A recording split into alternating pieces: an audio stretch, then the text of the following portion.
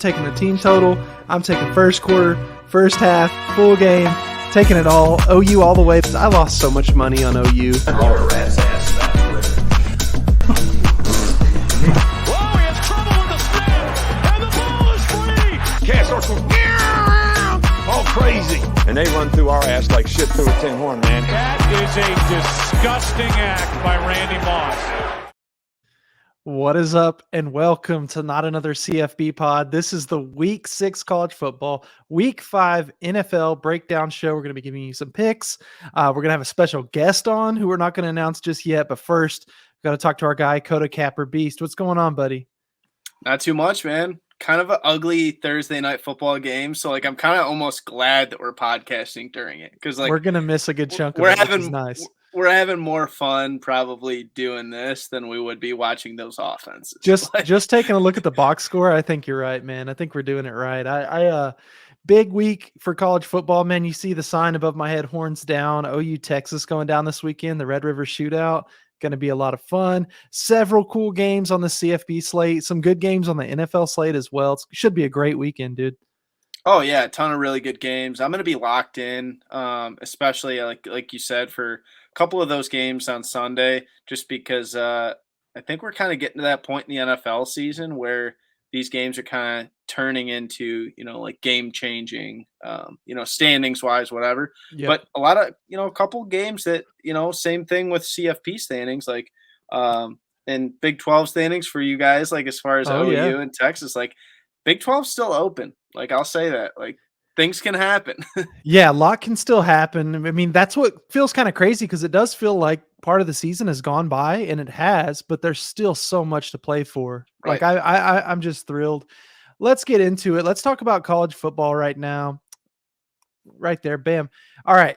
So we had a Wednesday night matchup, which was a game that got moved. I had the under. It hit. It was electric. SMU UCF wins 41-19. Not that notable. Just wanted to get that out of the way. Yeah. Friday night, we've got some stinkers, but I think they still could be fun. One game that's super underrated in my mind, obviously to me, and this sounds crazy to say, but the key matchup of the night might be Nebraska at Rutgers. The game I want to talk about first, and I don't even know why, but I think Houston-Memphis could be fun. I think it could be really fun when you look at that spread. That's a 2.5 point spread. Memphis is looking great. I want to say they're 4-1, but Houston's a team that we all said going into the year we're they could win the AAC. Yeah. We love. They were the favorite, I think. Yeah, no, I think so. So it was them in Cincinnati, 1A, 1B. Right. But dude, they've kind of underperformed. So this is this is one of those games that I actually think is kind of a toss-up, at 2.5 points. There might be some value with Houston. I don't have any bets on that game. I was going to say, are you leading into something? No, I don't have any on it. But okay. The more and more I look at it, I just feel like that's a team that's underperformed.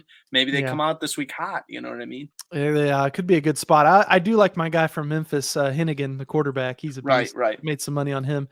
We have maybe candidate for worst game of the year, Colorado State at Nevada, going on that night. Yeah. Nebraska Rutgers, though, you have a play on this, right? So we don't even need to talk about it much. Okay, well, then we don't even need to talk about it much because we'll get time to. Yeah. And then the game I was going to mention is UNLV at San Jose State. I've been looking at that one. I think it could be a really fun one as well. Oh, yeah. Yeah, no, that's going to be a great game. That's our guy, Chevin Cordero, at quarterback for San Jose State. Yeah. So one of the boys. I got to play on that one as well, so I won't give too much away. But you're right, that 10:30 game, if we're talking cold one classics for Friday, it's kind of a might be, dude. Cold one classic. It might be. Okay, so then let's just hop into Saturday then. Obviously the noon slate for you, the 11 a.m. slate for most of us is going to be unreal. That's when OU Texas is. Now it's an unranked matchup, but it's all, obviously the Red River Shootout's a big time game no matter what. But we've got an interesting one, maybe 2 or 3 that we should lead off with. I think we should talk about Kansas first because Kansas is undefeated. They're at home, number 19, taking on TCU, a team that's also been a big surprise this year. Somebody's going to get their first loss of the season. Should be an electric game, and I know it's probably not on many people's radar going into the year. No, nobody was really expecting TCU to do what they've done this year, and definitely nobody had Kansas. Kansas. Because Kansas, we just had the college football trivia question the other day of like teams that are like, worse than college football like the Yeah, last, 20 years, whatever. So it's like Kansas, I had no expectations for them. Jalen Daniels has been great, but we really mhm, like Max Duggan too. Gonna be a shootout, I feel I like. think I think so. the points or the total is at like 69.5. So Wow, just nice. wild. I think it's going to be everything we're expecting as far as just no defense, all offense, which is all I'm about. Like put the foot on the pedal and just let it go, baby. Exactly, especially after some of these unders we've had to go through in the NFL lately. We need some flashy games. Another good one, Tennessee, number 8 on the road at number 25 LSU at 11 a.m. I think if this was a night game, it would be super electric. I actually have a play on this game, so we don't need to get too deep, but I Yep. think it'd be a good game at least. Should be fun.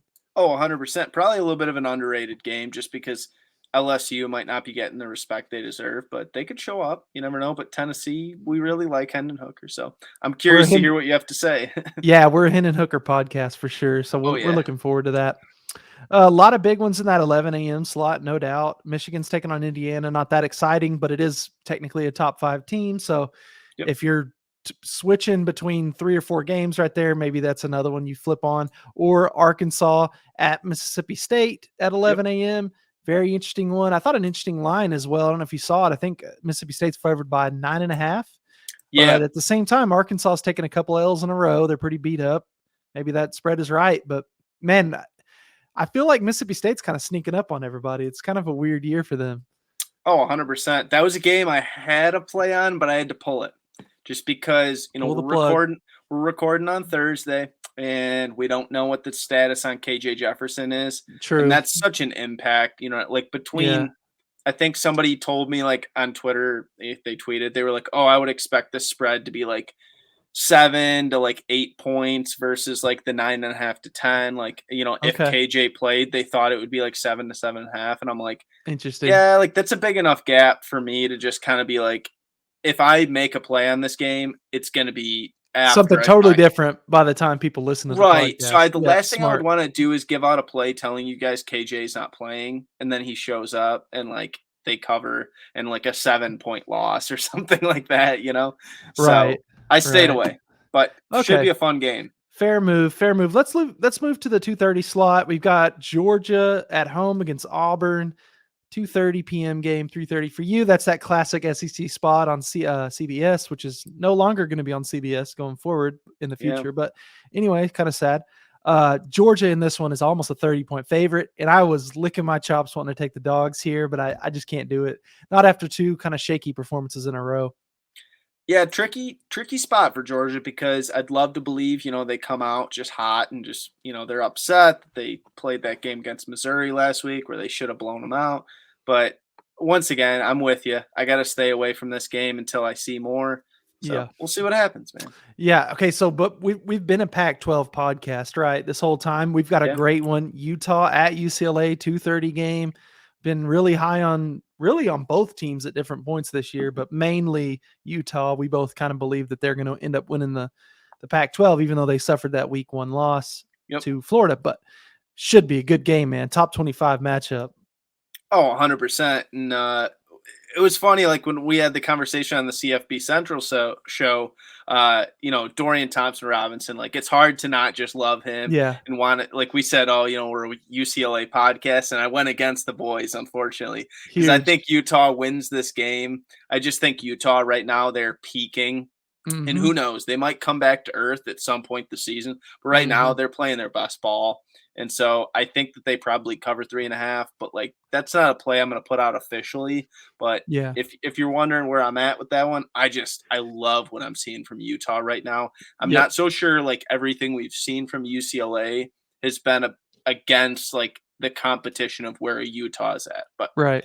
who knows? They might win at home this week and just shut me up, So We've also got a pretty interesting one in the Big 12, Texas Tech at Oklahoma State. Obviously, Texas Tech upset Texas a few weeks ago. Oklahoma State's undefeated, top 10 right now, at home here in Stillwater. Should be a big one for the Big 12. I got to think Oklahoma State rolls in that one. I've heard some news that Texas Tech has kind of been a little bit fool's gold from those in the know, so we'll see. But Good one in Stillwater, I feel like. Yeah. I don't know if you have anything on that game, but No, not too much. Just more. I'm kind of rooting for chaos in the Big 12 at this point, man. I kind of hope Texas Tech pulls it off. It would be fun. I think like getting OK State to lose. I know that would oh make you man. very happy as an OU Yeah. fan. Well, yeah. I mean, especially if you're some kind of OU optimist where you're like, we can still get into the Big 12 championship. This is the road to do it. We got to have a bunch of crazy upsets happen. So that's how it begins. I'm not actively rooting against Oklahoma State, though. I do want to get that out there before I get called a hater or something. We've got to talk about it. Ohio State at Michigan State in that 3 p.m. slot, 4 p.m. on your time, going down in East Lansing. Ohio State, this electric offense comes to town. What are your thoughts? I will be shocked if Michigan State could keep this one like under, let's just say like 17. You know, if they kept it within 17, it would be like a moral victory. Yeah, like basically. Oh yeah, like if Michigan State kept this game at like let's just say they lose by 17, like that would be a moral victory. Yeah. Okay. So like because the spread's like 26, yeah, 26 and a half. I think if you're going to do anything in this game, because I actually think like there's probably some value at that high of a point spread with Michigan State. Yeah. But as a Michigan State fan that has no trust in our defense, I would never give that play out. I'm just being like from like a third party betting standpoint. But if there was one bet that might be better than that, I think Michigan State's team total is at like 18 and a half. So to ask for 19 points in a game where it might be a blowout, you might get some garbage time touchdowns. We were kind of talking about this early in the week. I wouldn't be surprised if they were able to just find 20 points. Like they have enough tools where Ohio State might bring in backups and stuff. Like this game probably will get out of hand. If it doesn't, I'll be the luckiest guy in the world. Like if Michigan State could somehow stay in this game, but it's not realistic. Like that's the way to look at it. Yeah. I get it. Then, it is what it is. You're playing Ohio State. Yeah, dude. We think they're probably the second best team in the country this year. So we'll see, but I hope the best for you. It's a huge number. So maybe the Spartans can at least cover. That'd be great. It'd make us all feel a little bit better. No huge matchups in that slot that we're talking about, kind of that midday 3 p.m. slot, but you got some fun ones. Washington, Arizona State could be interesting. Yep. There's a couple electric offensive games. North Carolina at Miami should be high scoring. Western Kentucky at UTSA. I mean, I think their total's in 73. I've got to play on that. I don't want to give too much away. I like that. Should be a lot of fun. We love both those quarterbacks. Let's move into the night slot, though. That's when Clemson takes on Boston College at 6:30 p.m., 7:30 local East Coast time. It's the red bandana game. It's a big deal to all the people there in Boston. I was going to go to this game originally, but sadly, and I've told the guys this is kind of a joke, but sadly, Boston College is a little bit unserious at football this year, so it didn't really make a lot of financial sense. But I was hoping it would be like maybe a big game, and it'd be kind of cool to see boots on the ground. That's not going to happen, but an interesting game nonetheless. Yeah. We've got going down in the this is called, I think, the Shamrock Classic. It's BYU at Notre Dame. It's going down in Allegiant Stadium in Las Vegas. This is, somebody pointed this out, it's Catholics versus Mormons in Sin City. No, that's a great point, actually. Yeah. And I would love to know what amount of the Catholics and actually I shouldn't say that. The Catholics, they'll be gambling. Believe me, I know enough Catholics. They'll be gambling, they'll be drinking. Anybody that's a Catholic, no disrespect, but you guys know they hit the beer tents hard when it's festivals coming out. They'll do the gambling, but the Mormons, I don't think. What are they gonna do in Las Vegas? I can't see them doing that. I mean, there's some cool stuff you can do. There's probably a zoo. There's Top Golf. They could go to, in Las Vegas, the gun laws are crazy there. So you can go to the gun ranges and they have machine guns you can shoot. Yeah. So maybe they'll shoot some machine guns. Yeah. Mormons could just go and air out all their groups. Have a good family time. And it sounds like I'm bashing on the Mormons, but I'm not. I'm just it's a tough city for somebody that doesn't drink, doesn't gamble, doesn't party, smoke. Yeah. You know what I mean? Right. It's definitely, it's just an interesting setting to have two religious schools going at it, I guess is the whole point of that. But anyway, should be a fun one. Kansas State at Iowa State. It's a really close spread. But I think this is at Iowa State. I think it's gonna be rocking in there. Isn't this Farmageddon? Is that what this rivalry is called? Or is that Iowa State? I think this is called I don't. Farmageddon. It might be. I'm not sure what. You go off, and I'm gonna Google it while you go. Oh, off. I have a play on this game, so I'm not going to Okay. give up too much. But just like as a general overview, we have to like what we've seen from Kansas State. Like they looked great against OU. Like they've really looked solid. But at the same time, like Iowa State's losses are not bad at all. Like they're to Baylor and they're to an undefeated Kansas team. Like Right. so, I won't give any. And I know. I'm sorry. I just wanted to say that Iowa State also missed 3 field goals in that game. So I mean, they So lost by 3, and yeah, like they're a sneaky like value team. So I right. don't want to go. I don't want to. At the same time, like Kansas State, dude, they're looking good. So like I won't give up too many details. I could be on either side. I don't know. That's exciting. That's exciting. I'm glad I brought that one up. And I've got a pick on this game, but I can't freaking wait. Texas A&M at Alabama, 7 p.m. revenge game. Nick Saban. I don't even care. Well, I can't do too much because I'm going to give away my pick immediately breaking down this game, but it should. I think it's going to be an electric game. Great atmosphere there in Tuscaloosa. Oh yeah, Jimbo and Saban might as well just go to like 50-yard line and just square up at each other because the Instead amount of doing of comments the coin these toss, guys, yeah, they should do that. Okay, this is the official proposition. Nick Saban, Jimbo Fisher go to the 50 during the coin toss. Instead of tossing a coin, we're going to fight. Whoever either gets tapped or knocked out, they'll have to kick, and the team that wins, obviously the fight, will receive the ball. That's how we're doing it. I just think it's the only move for that game. I think it should. I'm curious to hear what our followers have to say. Like somebody reply, whether it's the tweet, whether it's in the comments. Let us know who you think's going to win because we need odds on this. Oh, on the fight. We need odds on this fight. I would love to hear some feedback on that. I don't even want to go there because anyway, Florida State at NC State. Interesting one in the ACC again. Florida State took that L last week to Wake Forest. Still a sneaky, decent game, I think. NC State will be up for that one, obviously. They're number 14 in the country. Right. We've got some cold one classics, though. At night, we've got Oregon at Arizona. I think people don't know Arizona's maybe a little better than most people think. Oregon's flashy as hell. I don't know if you saw their jerseys. I did not see the I think I put out a tweet that it looks like a cookies and cream milkshake. Like it's white with like black splatter. Interesting. Anyway, yeah, I tweeted about it. It's pretty funny. Got Oregon State at Stanford, 10 p.m. Central, 11 p.m. East Coast time.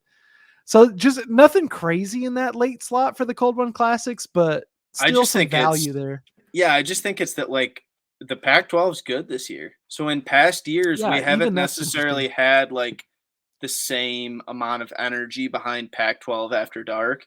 But this year, like the Pac-12, they're bringing 5 schools, 6 schools that can bring it. And like even a team like you said, like Arizona, in past years, they're bad. But they have Jaden DeLora this year. Like they're putting up points. They're actually like not saying they beat North Dakota State. I mean, that's like the best FCS team. So that's pretty good. Like I'm not necessarily saying Arizona's going to win that game because like Oregon probably still wins it by a lot.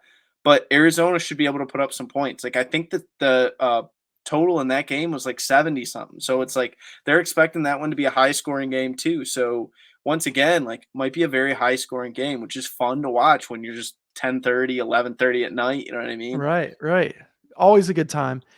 Let's move on to NFL preview, but before we do, we want to get in the sponsor for this episode. Betcoda Sportsbook is a South Dakota owned and operated sportsbook located in the Midnight Star Casino in Deadwood, South Dakota, serving customers in the state. As you enter the Midnight Star, you are swept into the past with the grand staircase, stunning woodwork, and the elegance of the chandelier. They offer the best lines in Deadwood. Stop by and mention the Coda Sports Gambling Network to receive a free Betcoda t-shirt. Play responsibly. It must be 21 years or older to wager. Gambling problems or concerns? Call 1-800-522-4700. Beast, let's talk about the NFL this week. Week 5. I actually like the primetime games this week. We've got Cincinnati, Baltimore for the Sunday night game. Las Vegas, Kansas City for the Monday night game. Just both divisional games. Both are going to be basically heated rivalries. I think those are a lot of fun. Yeah, I might end up adding something on Sunday Night Football. I've really been scouting that game out, but in past weeks, I think we both kind of discussed it where it's like it's tricky when you give out a Sunday Night Football play on Thursday So I would just say like keep locked in to see Yep. what the boys have. Like Sunday afternoon, we'll have something. Like I'm sure we Love it. will. So Yeah. we'll see. But I'm excited for both those games because Monday Night Football is going to be awesome too. But I'm really excited for that Bengals Ravens game, Bengals just because you Ravens. said like divisional wise, like two great quarterbacks, two really fun teams. Like they're some of the most fun in the NFL, I'd say. Yeah. Yeah, no doubt. And we're going to be seeing the cool dance moves. You'll see plenty of gritties if you're into that whole thing. I know the NFL loves their gritties. So we're going to get lots of those. Let's talk about the early slot. We do have a game in London again. This time it's the New York Giants and the Green Bay Packers. What are we thinking? All right. I need the Packers to kind of do something this week. I don't have a bet on them, but I do. I think I'm going to take them in Survivor this week just because this game's Okay. it's over in London. It's another one of these London games. What is it? 9:30 in the morning for me. Yeah, I'll 9:30 I'll for be you. waking up in the morning, like I said last week. I'm going to be having my coffee. This game should be a blowout. Like the Packers have no reason that they shouldn't win this game by a lot. But I just like last week's London game was actually pretty good. Like we'll Yeah. see what happens. Some weird things might happen over, across the. And it should be noted, and maybe people will start handicapping this, but this is a new field for Tottenham Hotspur. It's actually turf. So it's just like the turf they play here. I think in the past they played on some soccer pitches that were a little bit beat up and just different settings. The soccer fields don't have as big a crown on them, I Right, right. think. So there's a lot of differences, but I think now maybe it's more like an NFL stadium than ever before. Hmm. So maybe that'll go into our handicaps as we pick those games, but I don't have a play on that. I don't think you do either. Let's see. We've got some cool divisional matchups going on that Sunday. Chicago at Minnesota, obviously a big one in the North. Not really because Chicago's bad, but this is a game that Minnesota has to win. I feel like at home, especially to kind of make a run at this, this NFC North title.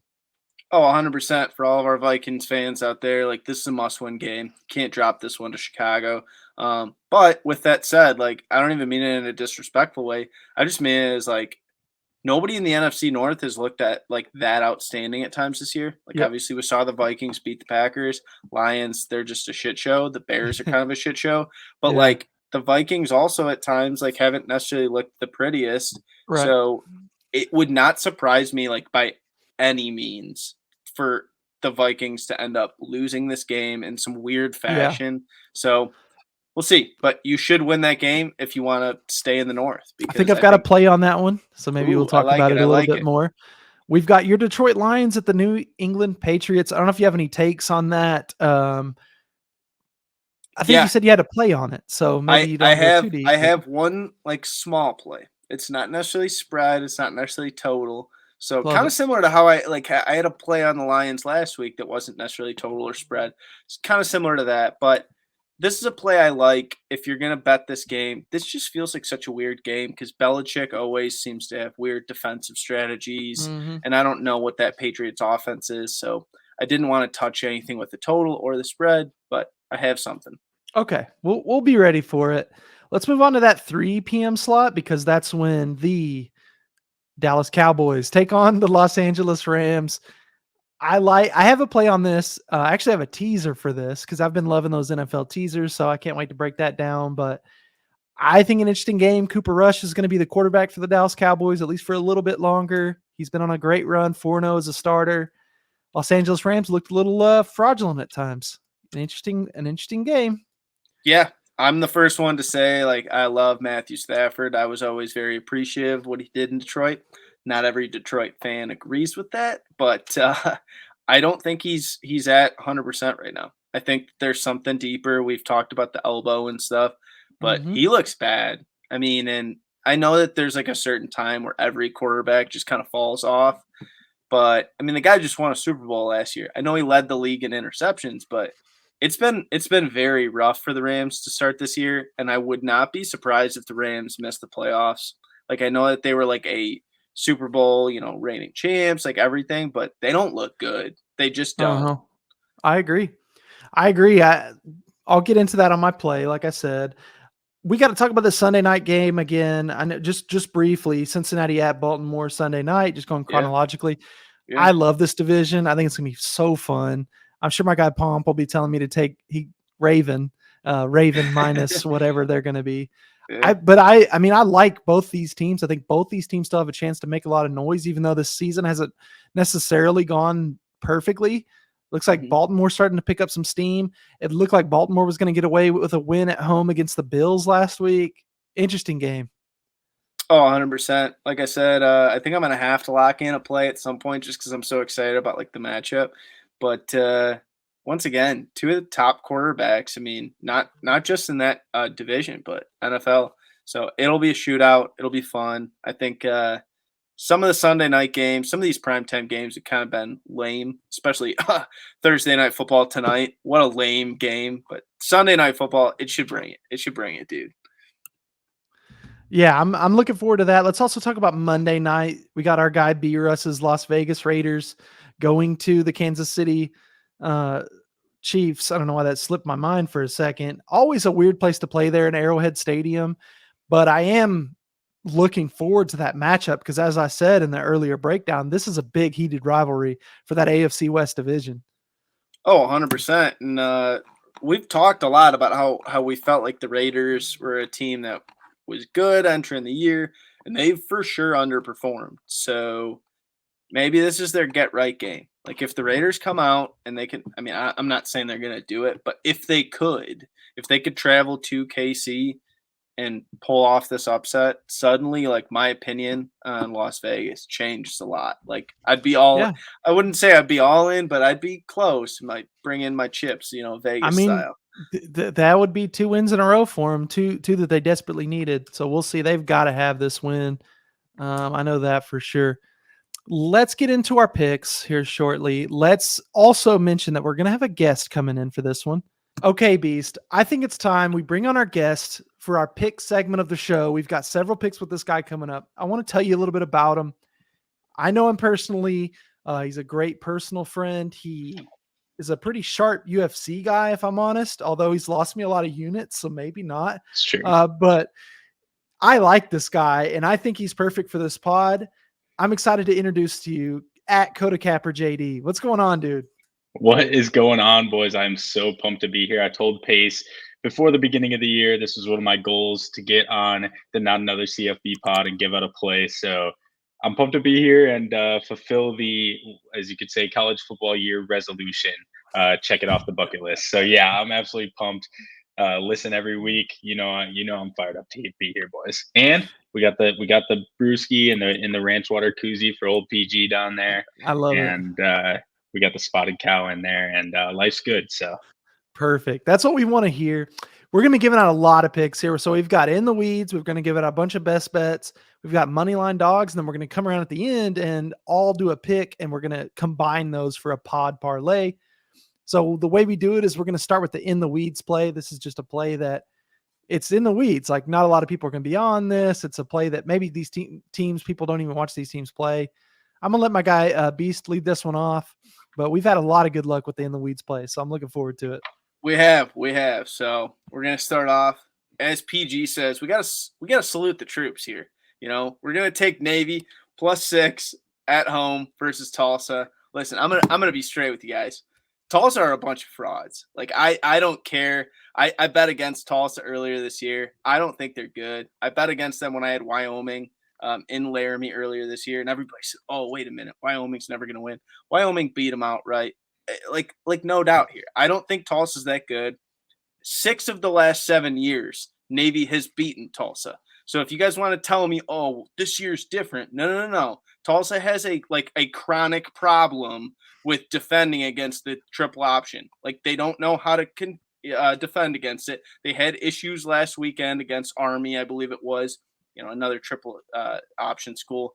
I don't understand why they should be 6-point favorites over Navy. They might win this game. I'm not saying they're not gonna, but for 6 points at home, they got to travel to Navy in this service academy, whatever, the Naval Academy, whatever you guys want to call it.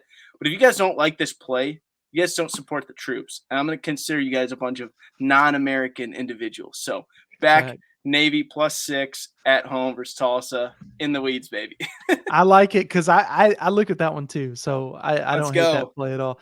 All right, JD, I'm gonna throw it to you next, and then I'll take up the last one. Absolutely, boys. I actually texted Beast a little bit ago. I saw he put Navy in action, and I said I've been looking at Navy all week. I was hoping that maybe it would climb up to 7. It doesn't look like it's going to, so we'll see what happens with that. But I like that Navy play as well. I've got something really in the weeds for you here, boys. I had a couple plays that are kind of in the weeds this week, but my one that I absolutely love this play. I'm looking at Northern Illinois +3 first half against Toledo. And I've got some stats to back this up. So Northern Illinois, I believe, is the best second half or first half team in the country. A week ago, they lost at Ball State by 6 in double overtime. They were up 10 at the half. Week before that, they lost to a very good Kentucky team by 8, tied at the half. Week before that, they lost to Vanderbilt by 10, up 7 at the half. Week before that, they were playing Tulsa. They were down 10 at the half, ended up losing outright. But Tulsa scored a touchdown with 49 seconds left anyway. And week 1, they beat Eastern Illinois by 7, but they were up 15 at the half. Northern Illinois, amazing first half team. Don't know why, but Beast, we're trusting your boy Rocky Lombardi to carry us to the promised land. Hey, there I we love go. Northern Illinois +3 first half at Toledo for my in the weeds play this week. That's very in the weeds. So we appreciate that one. That is golden. Gotta like Rocky Lombardi. Guy looks like Draco Malfoy. Elite. Okay, so here's my play for in the weeds. I'm very excited about this, and the only reason this game is even considered in the weeds for me is kind of the time slot. I mean, these are in the weeds teams. So we're looking at Western Kentucky at UTSA, and I'm taking this over 73.5. Now that is an extremely high total. I know what you're saying. These teams played twice last year. The scores were 52-46 and 49-41. These teams both love to score the ball. UTSA is undefeated to the over still this year. Western Kentucky has hit 3 overs in a row, including one where they scored 73 points. Both these teams can score. Both these teams go with crazy pace. We're going to smoke this over. It's a very high number. It's going to be a blast in the middle of the day. Over 73.5 in this one. Hell yeah, I love that. Yeah, that's going to be a great play. Yes, we do need a lot of points. That's the thing, but I think these teams will supply us. Okay, enough within the weeds. We can still get in the weeds a little, but we're going on to best bets now. I guess, Beast, you want to lead us off here? All right, we're going to lead off with the play. I already gave it out on CFB Central, but, we don't want Corey to get like too fired up about this one, a little too randy if you know what I'm talking about here, because we're going to take Nebraska -3 at Rutgers. Listen, Rutgers does not scare me at all. Last week's Nebraska is what I've been waiting for all year. We want Casey Thompson to cook, and he cooked last week. Like, he looked great. That's what I wanted out of the guy all year after coming over from Texas. Rutgers is going to be not starting Vidrell. It doesn't sound like he even said it himself. Noah Vidrell, he's like, oh, I'm week to week. Like, so I don't even know what that means, but it sounds like Evan Simon, the third string quarterback, is going to be in for Rutgers again. We might see a couple snaps out of Vidrell, whatever. I don't even know if I'm pronouncing his name right, but it doesn't matter because the guy's a bum anyway. So we're not even concerned about quarterbacks that are like not even top 100 in the country. So whatever. But hey, we're taking Nebraska. The big worry all year was Nebraska's run defense. We said, they were giving up like 200 yards per game on the ground. Last week, they finally showed up underneath Mickey Joseph. 67 yards allowed on the ground to Indiana. I'm not saying Indiana's some great rushing team, but to hold a team under 70 yards rushing is impressive nonetheless. So I think the defense is finally kind of doing, maybe some things. And I like Casey Thompson. 3 points at Rutgers against a Rutgers team that, I think they suck. And I don't think that, going to Piscataway is some, very tough. It's not like you're going to Death Valley. So I'm going to take Nebraska -3. Wouldn't be surprised if they won this game by 7, 10, whatever you guys want to take. But Corey's all fired up. I was talking to him on the phone yesterday. He said 8.5, 9.5. I saw he bet it up to 8.5. I don't know if I'm going to take 8.5, 9.5, but he almost sold me on it. But I'm going to stick with 3. I think that's a great play for Friday night to start it off. I love it. Why don't you take the next one, JD? Yes, sir. Yeah, I'll probably be tailing that beast. I mean, got to have some action on Rutgers, Nebraska. Right. How could you Let's not? go. I'm going to give out, since Beast gave out his lock of the week, that was your lock of the week, I'm pretty sure, on the CFB Central show, right? But I'm going to give out mine. This was one that I was very tempted to play as in the weeds, but I kind of like that Northern Illinois one better, for in the weeds at least. But I'm going Eastern Michigan, Western Michigan under 57.5. Now this line has already moved down to 56 since yesterday or Tuesday when I bet it. I love this. This is a rivalry game between two really, really bad teams. Beast will say it's not a rivalry. He'll say that Eastern Michigan has no rivals, but this is a rivalry game. Don't mistake it. These teams stink. They are so bad. Western is better than Eastern, obviously, but these teams are really bad. They're going to come out fired up. They're going to come out wanting to stuff the other team every single play. I love this game going under. And again, it's like the line is moving down, so clearly Vegas does too. 57.5 is what I got it at. I'd probably play it at 56 as well. I'm not afraid of that. So yeah, Eastern Michigan, Western Michigan under 57.5. Okay. I'm looking forward to that. I'm not going to watch that game. I'm Neither pretty will I. I'm pretty sure it happens in the middle of the day. Right. He's Won't like, I'll watch be the dialed snap, in. There's a lot better games to watch in that time slot, but I just want to say that I've got a play I'm thrilled about. Honored to give this one out on the pod. Tennessee -3 at LSU. Let me take that again. Tennessee -3 at LSU. I love this. I'm a noted Brian Kelly hater. Brian Kelly is a noted fraud. I love Hendon Hooker and the Tennessee Vols, man. I love the game they're playing. You can look at their game last week and say, oh, they played Tennessee, kind of played them close. Not so fast, my friend. If you look into that, Tennessee scored twice. One was like under 4 minutes, and the other one was like 15 seconds left to make that game look a lot closer than it was. Tennessee's rolling right now. The defense is playing well. Obviously, Hendon Hooker's got this offense playing well.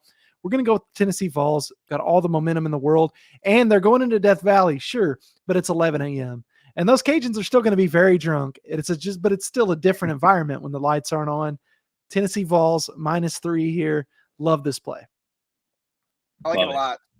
I really do. We love hookers, like, yeah, or Hendon Hooker, I should say. Hey, sorry, kind of like misspoke there, LSU is fake sharp this week. They're fake sharp. Everybody's on them. It's fake. It's fake. I like it a lot as well. Let's go. Well, so we'll move to another Friday night game I have here. And this one I added on late, but I love it. I really do. And that's going to be San Jose State -6.5 at home versus UNLV. San Jose State, like, I'll be the first one to say it. I covered the Mountain West this year in like the preview. I did not expect Chevan Cordero to be doing what he's doing. This guy is balling out. After coming over from Hawaii, he said, dude, fuck Hawaii. I'm going to ball out in the Mountain West. Like, Hawaii probably wasn't like the best team for him, like supporting him. They're doing great. Like, they're kind of balling out. Like, I would say the only game they looked bad in, and I wouldn't even say it was that bad, was against Auburn. Like, their only loss was to Auburn, and that was covered. Auburn. Yeah, and they covered. They did. And they only lost by, I think it was 8 points, I should say. But regardless, they blew the doors off Wyoming last week, going to Laramie, which is supposedly, like, we've talked about how much we think Laramie is such a hard place to play. They went in there. I want to say the score was like 33-17, something like that. That sounds They've right. only, yeah. So I just guessed that pretty good there. But regardless, they've only allowed over 17 one time this year, and that was to Auburn, which is an SEC school. Like, so, like, what do you expect out of the Mountain West there? The defense is what surprised me more. Like, we love Chevan Cordero. I could go on like a tangent just about Chevan Cordero alone, but the defense is what's surprising me right now. San Jose State probably has a chance to win the Mountain West. Like, with how Fresno State's playing, with how Boise State's playing, like, those were your two favorites. I like San Jose State -6.5 at home in this game. UNLV is not good. Like, this was a team, UNLV, I thought they would be like bottom 4 of the Mountain West going into the year. I don't care, like -6.5. I think they win this game by 7, 10, whatever you guys want. But at home, San Jose State, Chevan Cordero is the real deal, man. Love it. I like it. You're up, JD.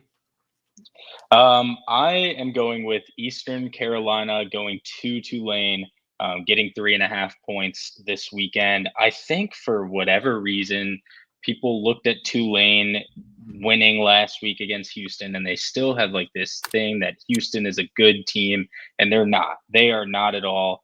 Tulane's strength of schedule, obviously they beat Kansas State, but outside of that, I don't know. I'm not that impressed. I waited for this line to get to 3.5.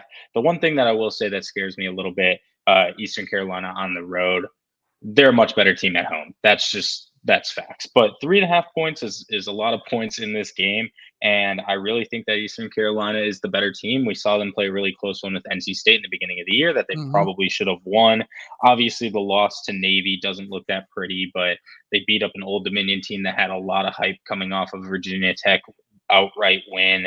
I just think they're the better team, honestly. And to give me points when, again, I know Eastern Carolina's on the road, but it's not like Tulane is, again, in the wise words of Beast, like playing at Death Valley. It's just not the same. Yeah, I really like Eastern Carolina plus 3.5 here. I love it. I looked at that game as well. Tulane is a team that's kind of trendy right now. Like you said, they beat Houston last week, so I think a lot of people are on them. So it could be a sharp play. Probably not one a lot of people are on, but I like it. I love this next play, boys. I'm taking the North Carolina Tar Heels team total over 30.5 at Miami Hurricanes. That was crispy. I like that. We love our guy Drake May there at UNC. We're a documented and noted Drake May podcast. We love that guy. He's throwing the rock all around right now. North Carolina is averaging 45 points a game. They've gone over this number, 30.5, in all 5 games so far. Their totals have been 56, 63, 35, 32, and 41. This team can really score the rock. Miami's nothing special on defense. As I said, their last time out, they gave up 45 at home to Middle Tennessee State. And guess what? I've watched Middle Tennessee State play. They're not bad, but they're no offensive juggernaut. I don't think Miami's defense is as good as advertised just because they played A&M close and it was a defensive battle. A&M's fraudulent too. I love North Carolina to score over 30.5 points in this one, and I'm excited about it. Hell yeah. I like it. I think Drake May, dude. We've been talking about him all year. The noted Drake May podcast. We are, yeah. If we're not a Hendon Hooker podcast, we're definitely a Drake May podcast. I was impressed by Drake May, but also anti-Drake May week 1 when they beat App State when I had them, or week 2, whenever that was. But you get the point. It's not fun betting against the guy. Like, he's actually – absolutely not. The fact he's a freshman, like, I'm curious to see what he could do by sophomore, junior year. Hopefully, he doesn't regress. But regardless, we're going to move on. I gave out my Friday place. We're going to move to Saturday now. I'm going to take a team that I probably was not so excited about entering the year, but I'm very excited about now, and that is TCU. We're going to take TCU minus 6.5 on the road at Kansas. You guys remember, like, in The Wizard of Oz, like there was that tornado or whatever. Like, I know it's kind of like a main storyline in that movie.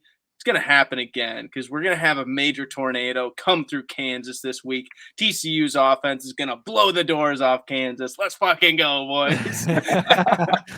I'll tell you right now, PG, you're not going to be regretting as much the loss to OU's loss to TCU after this week, because I think Max Duggan's the real deal. I really do. I think TCU's good. I think we probably underestimated them entering the year. And I also think this is the week where Kansas's wheels fall right off. Like they've been so good all year, but like they barely kind of hung in there with Duke, and they barely beat Iowa State. Like it was a 14-10 game against Iowa State. Like they haven't been super sharp, 5-0, but TCU on the other hand at 4-0, like we were talking about early in the week, 38 plus points in every single one of their games. Duggan's been really like the real deal. I just think 6.5 points. I know it sounds like so much, but I feel like Kansas might be a little overrated. Like I know it kind of rains on everybody's parade because like they're the Cinderella story. Yeah, we love them. But I just feel like finally TCU might kind of rain on everybody's parade, and we see like a 10-point loss. Yeah, this is the best team Kansas has played too. Yeah, and if you really dig into that Iowa State box score, Iowa State missed 3 field goals. They outgained them by 100 yards. They had 10 more first downs. In fact, they doubled their first downs. So yeah, I mean this is the big bright lights now. You're playing big boy Big 12 football now, so could be exposed. I'll let you hit the next one, JD. Oh, go ahead. I was just going to say too, TCU has proven that they can win on the road this year. I mean, they looked really good. Obviously against Colorado. Colorado sucks. Everybody knows that, but they went into SMU and beat them by 8 as well. Yep. Maybe not as good of a win after last night, but it's still a win on the road in a tough situation. I like that a lot, Beast. For me next, we are going to Arizona, boys. I am looking at Oregon, Arizona over 70. I know, again, high Yeah. total. I think it's moved up to 70.5 now. Both of these teams are 4-1 to the over this year. It's just one of those Pac-12 after dark games. PG, I know you and Soup were on one with Oregon last Yeah. week. Yeah. Just for fun. It's one of those games, man. This is just it's 8 p.m. on the Pac-12 network. This just screams 90 points. Both of these teams have pretty good offenses and not the best defenses. I mean, Arizona allowed Colorado to score 20, allowed San Diego State to score 20, allowed Mississippi State. I mean, I know it's a good Mississippi State team, but to score 39, NDSU 28, Cal to score 49. Like, I think Oregon might put up 60 on these guys by themselves. Yep. And Arizona has a pretty good offense too. And I'm not completely sold on Oregon's defense. I love this matchup. Again, both of these teams are just over teams. And again, I'm seeing less money on the over, but the over is still moving up. So I love this play. I really It's a like sharp Oregon, play. Arizona over 70. Love it. It's a sharp look. We try to give out those tips on here, and we refer to these kind of games as cold one classics on this pod. That's a cold one classic. There we go. Where you just ripping beers with the boys or whatever. You throw the last game on in the night. It's exactly what we want to be doing. Sir. I love it. I've got to play on BYU at Notre Dame. Well, actually, it's a neutral site game in Las Vegas. This is the Mormons versus the Catholics in Sin City. You love to see it. I'm on this over 51. That's too low. Allegiant Stadium's got fast turf, boys. Hashtag fast turf. Fast turf. It's one of the fastest turfs in the league. I would put it second, right behind SoFi Stadium. But these offenses are solid. They're nothing especially amazing, but these defenses are pretty suspect. We saw BYU get pushed around by Utah State last week. I had BYU there to cover, and they just looked less physical than freaking Utah State, who's one of the worst teams in the league. Notre Dame, they probably just run the ball up the middle, and they're going to score their half of this over by themselves. And I really like the quarterback, Jaron Hall from BYU. I think he can play some ball. They're going to be put in a position where they've got to throw the ball downfield. Maybe at this point they get those wide receivers back. They've been down their top 2 wide receivers all year, Gunnar Romney. Hopefully those guys are back for this one. But even if they aren't, I think they're going to be in a position where they got to air the ball out. It's a very fast turf.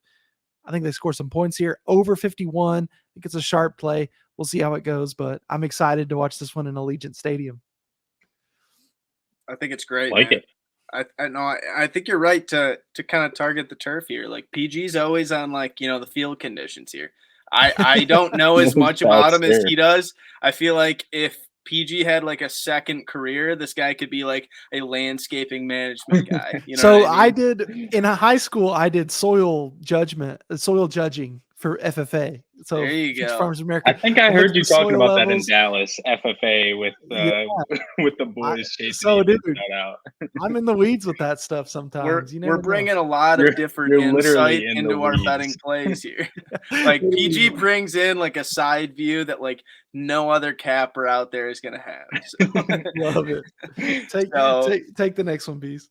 Yes, sir. So I don't have any more NCAA here, but we're gonna move to the NFL as far as I go.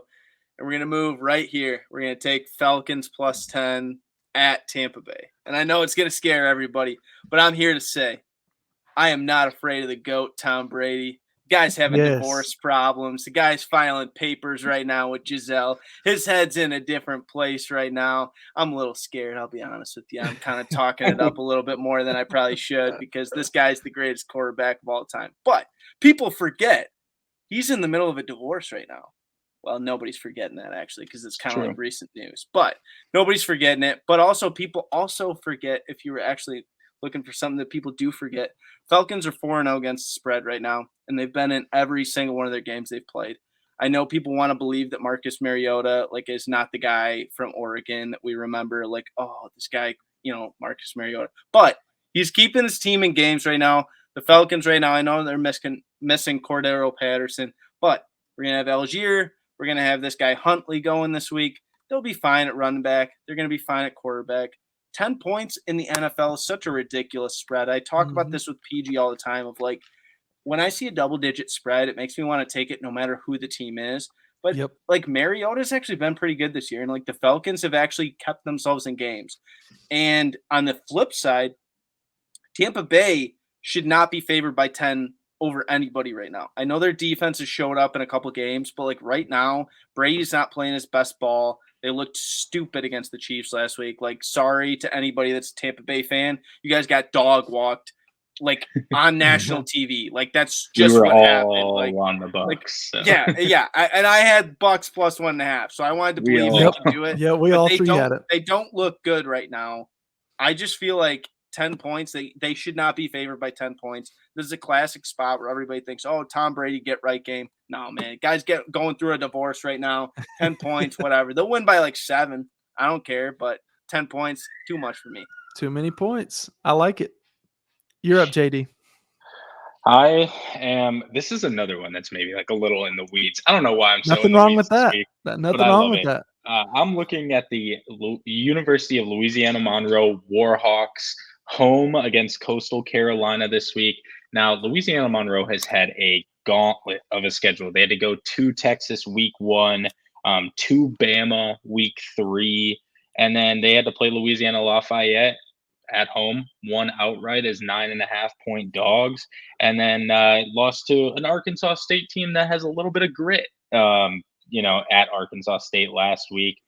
Coastal Carolina, on the other hand, I mean, they've been solid. Obviously, they're undefeated, but it's a little bit sketchy. I mean, they beat Army by 10. They beat Gardner Webb by 4. Like, this is kind of just gross. Like, they're not really showing me that they're the same. Coastal Carolina beating Georgia Southern by 4. Georgia State, obviously, great win there by 17.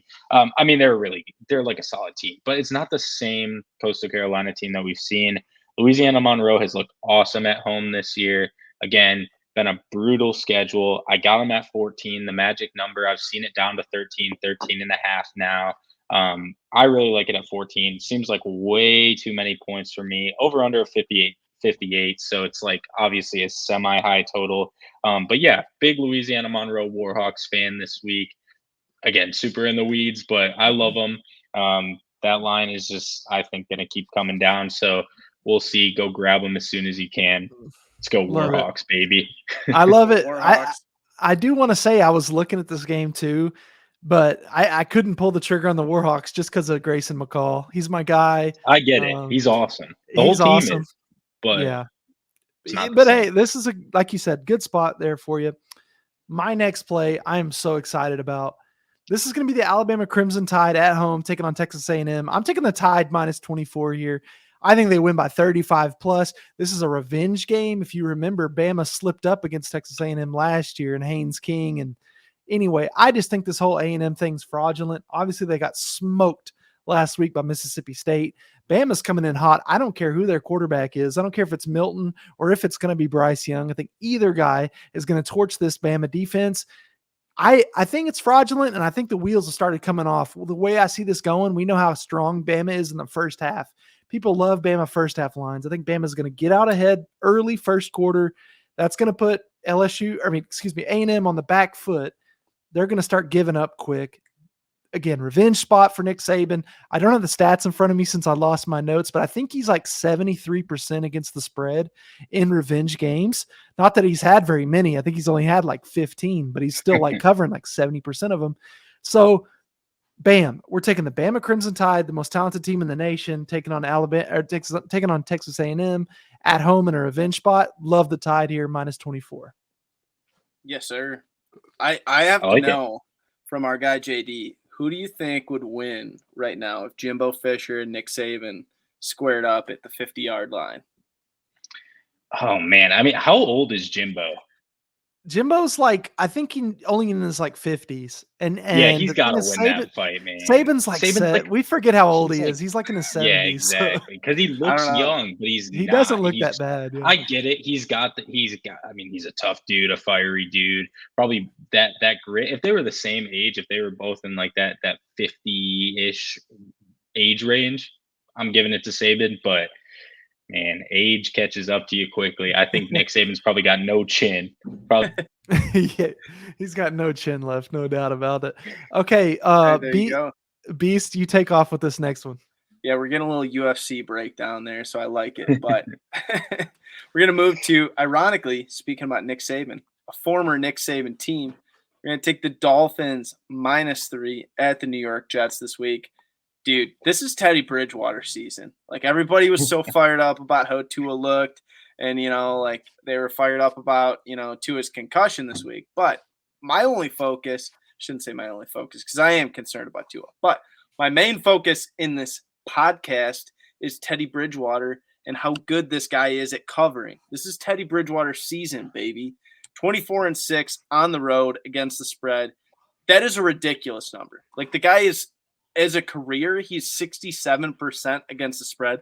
One of the greatest against the spread quarterbacks that I've ever watched in my life, but especially against or on the road against the spread, I should say. 24-6, ridiculous number. And then you add in the fact that the Jets just freaking stink, dude. The Jets are so bad. Zach Wilson, Joe Flacco, whoever you want to put at quarterback, these guys are bozos. They do not know how to run an offense. We're gonna take Dolphins -3 here. Like, no other questions about it other than just trust in Teddy Bridgewater. Teddy two gloves, baby, and -3. It's easy. I'm just worried because I feel like you've just been going at the Jets every week, and it hasn't. It's have, been I the have. weeks when they've had the miracle wins that you've been on, the other side. So Yeah. anyway, yeah. I'll let you go, JD. Yeah, that's a crazy stat about Teddy. I did not know that. That is a nuts one. Man, and I think also, like, people just want the Jets because they beat the Steelers last week, but who cares? The Steelers suck too. They suck. And they're 14-point dogs against the Bills this week. All right, I'm staying in college football. I can't find an NFL play I like this week. I'm sure I'll come up with something, but I'm not there yet. One we actually group sent on the CFB Central show yesterday: Texas, Oklahoma over 65.5. I mean, I at first I kind of thought this was a square play. I was like, oh, everybody's going to be on the over, but they're really not. I mean, it's kind of like 52% of the handle, or 52% of the bets, 89% of the handle on the over. Like, I mean, it's honestly kind of sharp. And it's moved up about 3 points. As we all know, this is a home game for Oklahoma. So. Oh my gosh. You know what's funny about that is we when you were in Dallas, so JD and I were together and we were in Dallas, and I showed him the Cotton Bowl and I said, this is where OU and Texas plays every year. And then earlier in the group chat this week, he was talking about OU playing a home game this week. Yeah, that one's on me. I could take that one on the chin. No worries there. Baby PG making an appearance. We'd love to see that. He's fired up about this over. I'm fired up about this over. I think, did he just throw horns down? I think I saw it. No, but I love this over. Again, I thought it was square at first, but it's just, I don't think it is, man. I really, really like Texas, Oklahoma over 65.5 this week. It's just points. Honestly, it's not that much of a breakdown for this game.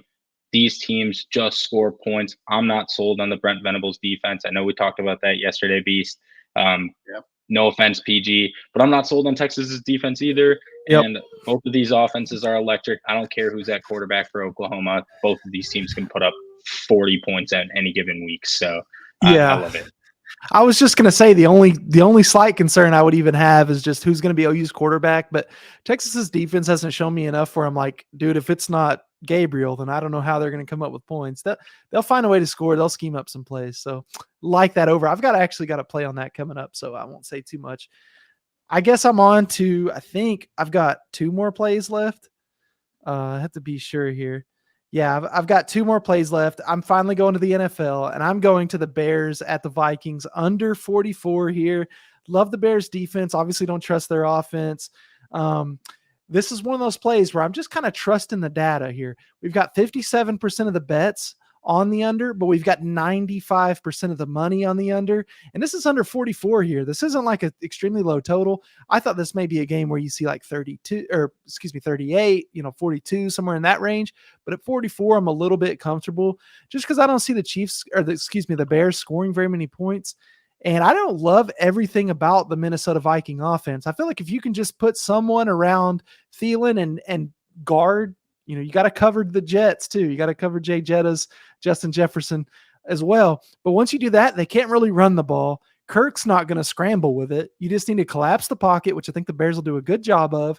Not only that, but this is a divisional matchup. A lot of times these go under. NFC North.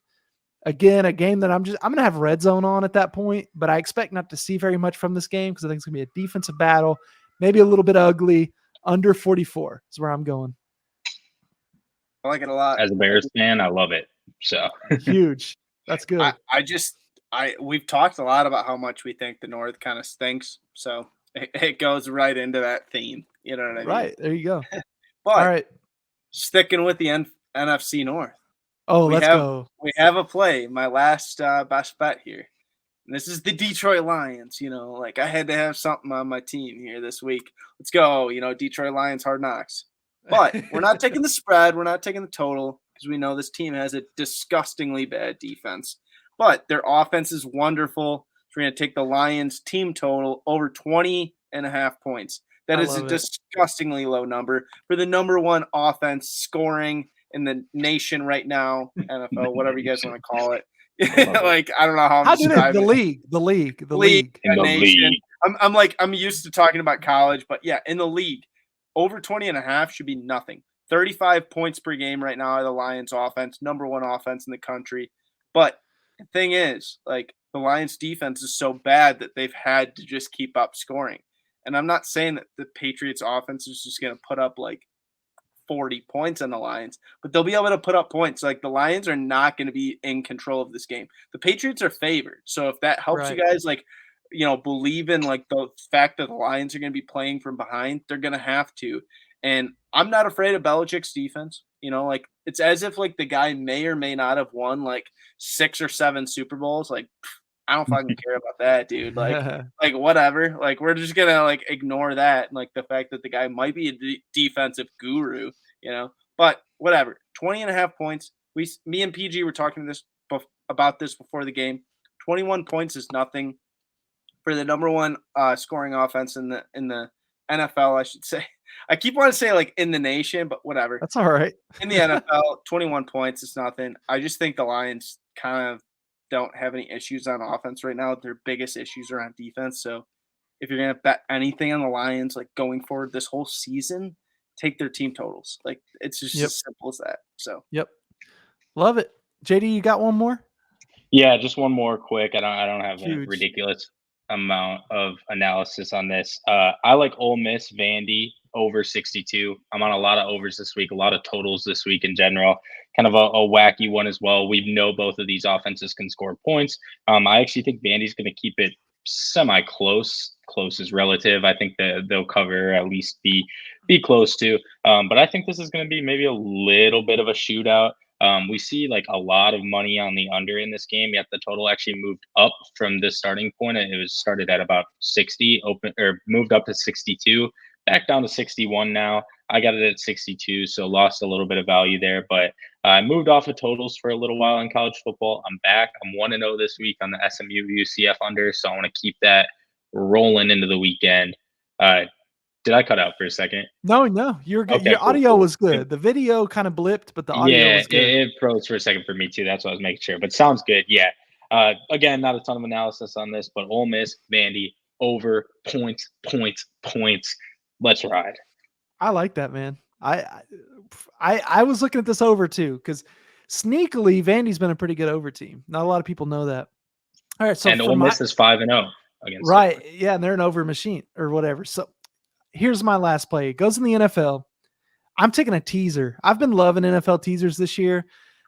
This is a 1-game teaser. So you're taking the Dallas Cowboys and you're going to add 6, so plus 11.5.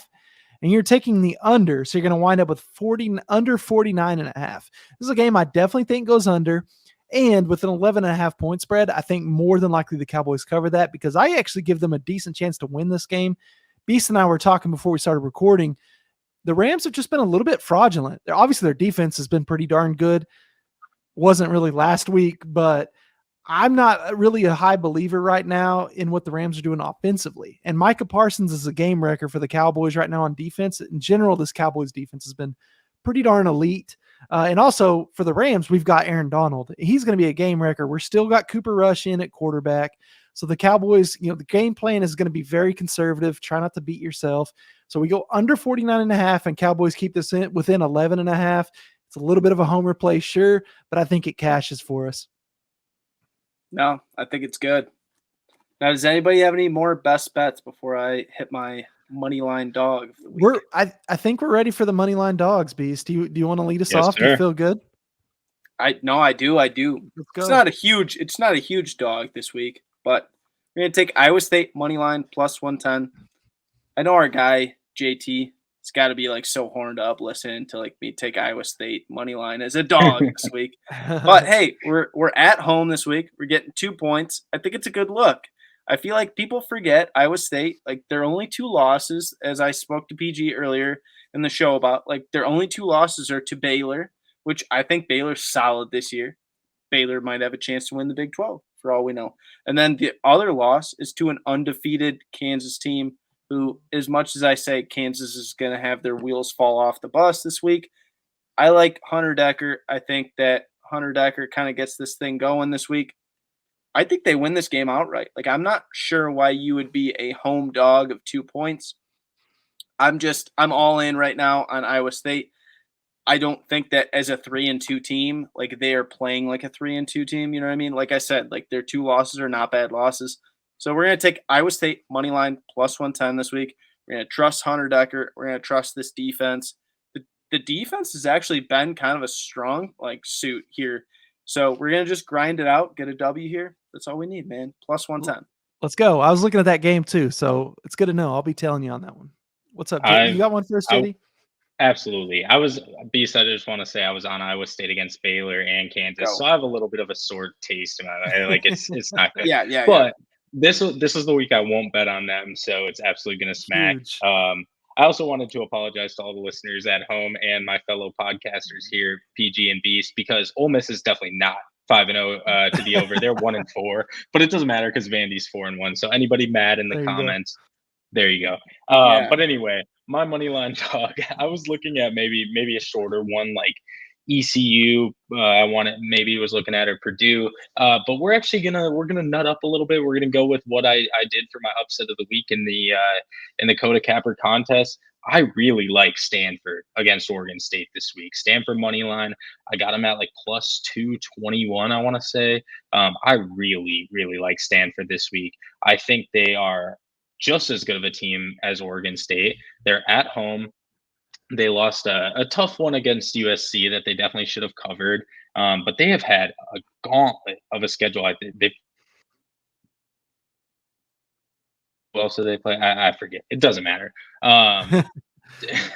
Did my video just cut out again? Dang it did, but it's the way it jumped. I think you could just keep going and be fine. But you froze again, so I don't know. It doesn't matter. The point is, Stanford is winning this game outright. They're just as good of a team as Oregon State. They're at home. I love Stanford at home. They're awesome, man. They're a really good team. It's like a 10 p.m. game, which scares me a little because, again, as I said yesterday, the Beaver at night is a little bit scary. But I really like Stanford in this game, so they're gonna win outright. All right, there we go. Okay, you know what? I may ride that because that fits in our Cold One Classic category. Absolutely, Cold One Classic. So, tearing up the Beaver. Okay, so for my money line dog, I kind of got to get up a little bit because I got to get a little excited. You know what I'm doing? I'm taking the Oklahoma Sooners on the money line for my money line dog, plus 275, horns down. It doesn't matter who plays quarterback for Oklahoma. You know why? Because they got a quarterback controversy in Austin. Is it time to play Quinn Ewers off this shoulder injury? I don't know. Hudson Card's been playing good, but his ankle's a little hurt. Too late. You've been sacked. And you turned the ball over. We're going to be running a bunch of trick plays. Who knows going to be playing quarterback? You can't game plan if you don't know who the quarterback is. It's a sneaky spot. OU gets to be the underdog since the first time in the early 2000s. They've been dominating the series. It's time for them to take it back, take the season back into our hands. Horns down. OU plus 275 moneyline dog of the week. Let's go. Wow. Let's All right. go. I kind of had God, to I do wanna like a run through a squatted wall stance right there. now. It was kind of hard. That was yeah. I'm fired up. I'm fired up. It's going to be a great week for that game. And I don't care what the records are. That game's always good. Like Texas has been trashed several years. Heck, Texas lost to Kansas last year, and OU had to mount an entire major second half comeback just to that win. was ridiculous. So Yeah. insane stuff. I mean, OU I still don't got care. them shell Yeah, I don't even care about the point spread. Like PG's right, man. take the This is a money line, rivalry baby. game. Like this is one of those games where OU shows up. Doesn't matter if it's Dylan Gabriel. Doesn't matter who's playing quarterback. I mean, you could put Venables at quarterback. I don't care. Oh, that would be whatever you lit. guys want, dude. That would be lit. But Let he's him out of go. Let him eligibility. go. Yeah, He's out of eligibility. He actually played at K-State for a few years, so There I you think go. he's out. But yeah, bam. So are we ready? Okay, so are we ready to move into the pod parlay? What the pod parlay is, we're just going to kind of take one pick, and it's probably our favorite pick from the weekend. We're going to throw them all together in a parlay. This is in the green so far this year. Beast and I have hit several of these. We barely missed last week. Unfortunate. Beast, do you want to lead it off? All right. It's going to be a play that I kind of went with early. And once again, I'm kind of warning our guy Corey to not get too fired up about this one. I mean, like, it's good that we're not having a live view on him right now because as he's listening to this podcast, the guy might be getting a little fired up.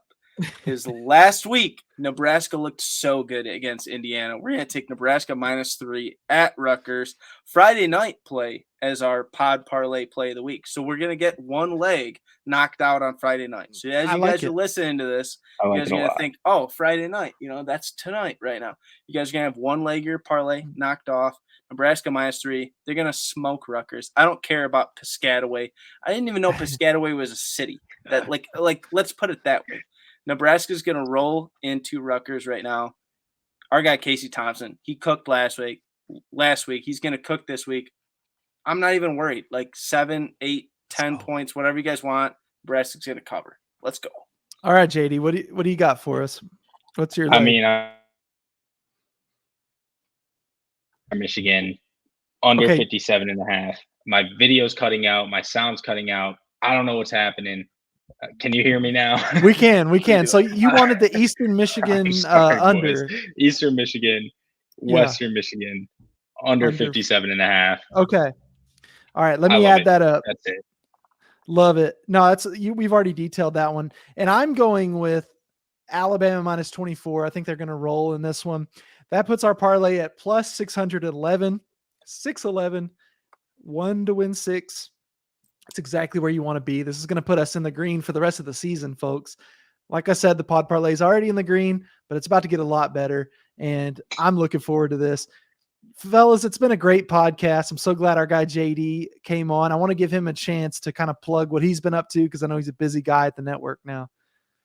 Yes, sir. I mean, you can check me out on Twitter at CodaCapperJD. Just wrapped up another episode of the More Than Meets the Eye podcast, Contrarian podcast. We talk lines. Again, shout you guys out. Shout the CFB Central Show out. If you want X and O's, this is where you come. We just talk lines. It's kind of fun, kind of funny. Good to get the boy Jake getting some content out, and then CFB Central Show, which is always an absolute blast of a time. And I'm on the panel with my boy Beast in the CFB Group A group, and we have fun over there. It's a long show, but it's worth your time. I promise you that. I had a blast tonight, boys. Thanks so much for having me on. Sorry about my internet, my camera and everything, but I'll figure it out for next time. I promise. We're gonna make it work with the power of editing, man. Again, thanks for coming on. Beast, do you have any final thoughts before we sign off? No, my only thoughts are, to anybody out there that hasn't already liked, subscribed, given us a 5-star review, share this with your guys' friends. I mean, I know some of you guys have some gambling chats that you guys are in right now.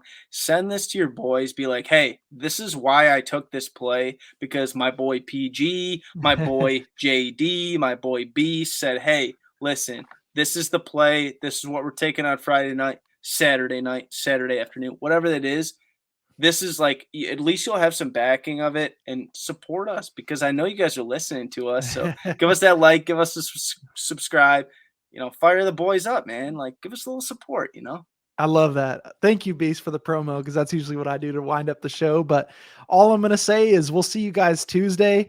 with the recap show of the weekend, but ultimately have a great weekend. This is an awesome slate of both college football and NFL football this weekend. We've got some great picks we laid out for you. Let's have a good one. Peace. Peace out, boys. Peace, boys.